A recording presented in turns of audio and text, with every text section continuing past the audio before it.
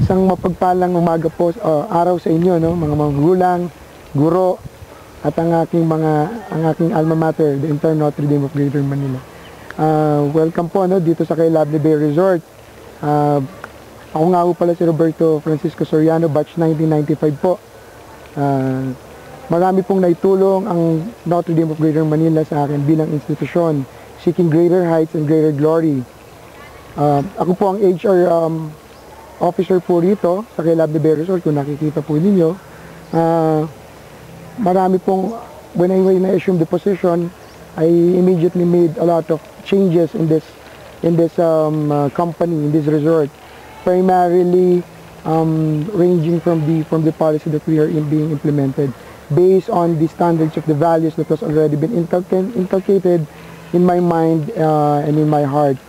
Notre Dame plays a major role in my success on values that was given to me, primarily values, core values such as respect, integrity, being righteous, honesty.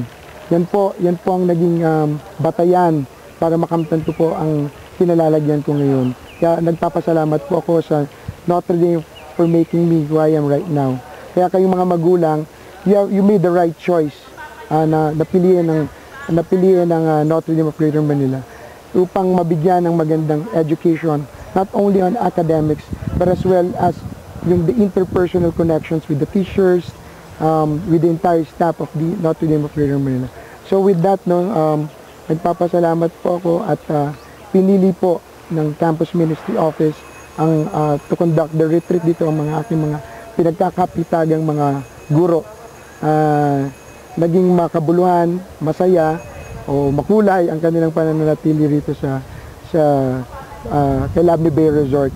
So kayo po ini-invite ko din na kayo pumunta rito, imbitahan po ninyo ang inyong mga kamag-anak, pamilya, or your friends and relatives to come over here, no, sa kay Lovely Bay Resort.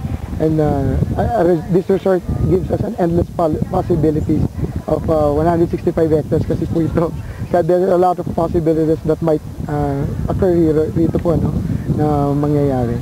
So muli po, isang mapagpalang araw po sa inyo at pagpatuloy po ninyo na suportahan ang mga aktibidades at patuloy po natin bigyan ng mariing found based on not only on the academic but as well as the activities that is being promoted by Notre Dame of Greater Manila. Maraming salamat po.